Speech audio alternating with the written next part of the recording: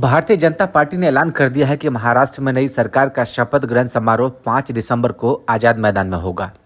इसे एकनाथ शिंदे के लिए एक संकेत के रूप में देखा जा रहा है और उन्हें देवेंद्र फडणवीस के नेतृत्व वाली सरकार में शामिल होना है या नहीं, इस बारे में अपना निर्णय जल्द लें।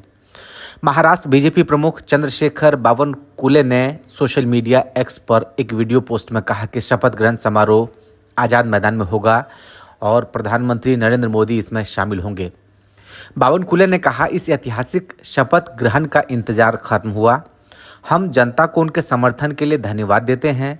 ये घोषणा तब हुई जब 3 महायुति नेताओं कार्यवाहक सीएम एकनाथ शिंदे, देवेंद्र फडणवीस और अजित पवार की दिल्ली में गृह मंत्री अमित शाह से मुलाकात के बाद बातचीत रुक गई थी। एकनाथ शिंदे और बीजेपी नेताओं के बीच तब से कोई बातचीत नहीं हुई है। जब से वह दिल्ली से लौटने के बाद सतारा जिले में अपने पैतृक गांव चले गए थे। वह फिलहाल अपने गांव में ही हैं और बताया जा रहा है कि अस्वस्थ चल रहे हैं।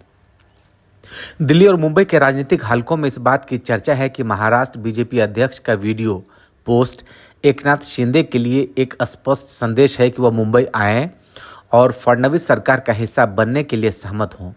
सूत्रों की माने तो दिल्ली में बीजेपी के शीर्ष नेताओं के साथ विचार विमर्श के दौरान एकनाथ शिंदे ने मुद्दा उठाया था कि 2.5 साल महायुति की सरकार के सीएम के रूप में कार्य करने के बाद वह डिप्टी सीएम बनकर नई सरकार में शामिल को लेकर सहज महसूस नहीं कर रहे हैं। सूत्रों ने आगे बताया कि केंद्रीय गृह मंत्री अमित शाह ने शिंदे को समझाने की कोशिश की कि देवेंद्र फडणवीस ने भी मुख्यमंत्री के रूप में 5 साल का कार्यकाल पूरा किया था, फिर भी जरूरत के मुताबिक उनके डिप्टी के तौर पर महायुति सरकार में शामिल हुए। यह फैसला फडणवीस ने खुद नहीं लिया था, बल्कि पार्टी ने उन्हें ऐसा करने के लिए कहा था। बीजेपी का आत्मविश्वास विधानसभा में उसके पास मौजूदा संख्या बल पर आधारित है। बीजेपी के खुद के 132 विधायक है और उसे 5 निर्दलीय विधायकों का भी समर्थन है। इस तरह 288 सदस्य महाराष्ट्र विधानसभा में उसे अपने दम पर बहुमत साबित करने के लिए सिर्फ 8 विधायकों के समर्थन की जरूरत है। अजित पवार की पार्टी एनसीपी के 41 विधायकों के समर्थन के साथ यह आंकड़ा 178 तक पहुंचता है। शिवसेना के 57 विधायकों के साथ अब गेंद एकनाथ शिंदे के पाले में है कि उन्हें महायुति सरकार में शामिल होना भी है या नहीं। एनसीपी प्रमुख अजित पवार ने शनिवार को दोहराया कि महायुति की नई सरकार का मुख्यमंत्री बीजेपी से होगा और 2 डिप्टी सीएम होंगे, एक एनसीपी से और दूसरा शिवसेना से। हालांकि शिवसेना के एक पदाधिकारी ने कहा कि उनकी डिप्टी सीएम पद के अलावा गृह विभाग और शिंदे के नेतृत्व वाली सरकार में अपने पास मौजूद सभी 9 मंत्रालय को बरकरार रखने की मांग जारी रखेगी। इनमें उद्योग और शहरी विकास शामिल है। गृह विभाग की शिवसेना की मांग के बारे में पूछे जाने पर अजित पवार ने कहा, विभाग तय करना मुख्यमंत्री का विशेषाधिकार है।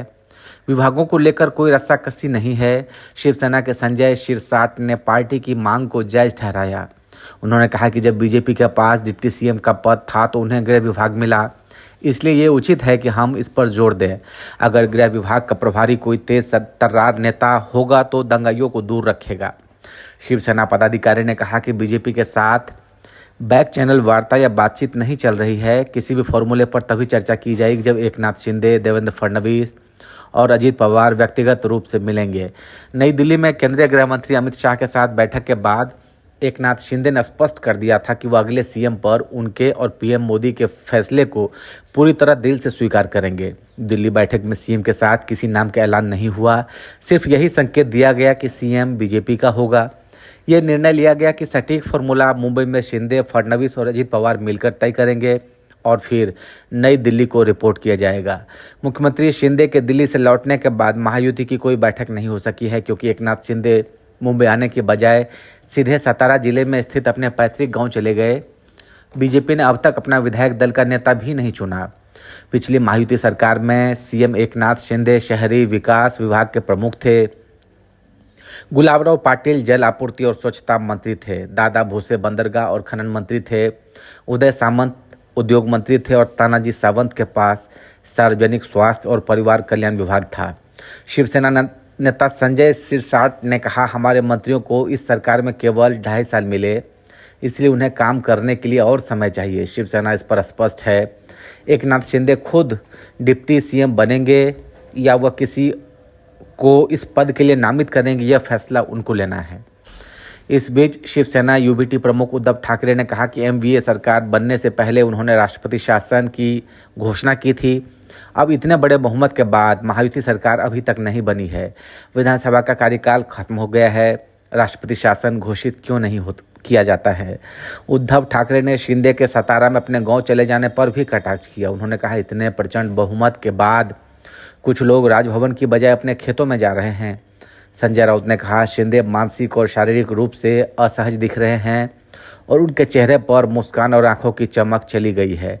ऐसा लगता है जैसे उन्हें कुछ ऑफर किया गया जिसे छीन लिया गया है। शिवसेना के संजय शिरसाट ने संजय राउत पर पलटवार करते हुए कहा, महाराष्ट्र चुनाव नतीजों के बाद सबको दिख रहा है कि किसका मानसिक संतुलन बिगड़ गया है। और आपको वीडियो अच्छा लगा हो तो आप चैनल को सब्सक्राइब करिए, वीडियो को लाइक करिए, साथ में कमेंट करिए और महादेव बमशंकर को दीजिए इजाज़त। लाइव तक सुनने के लिए बहुत शुक्रिया आप सभी का।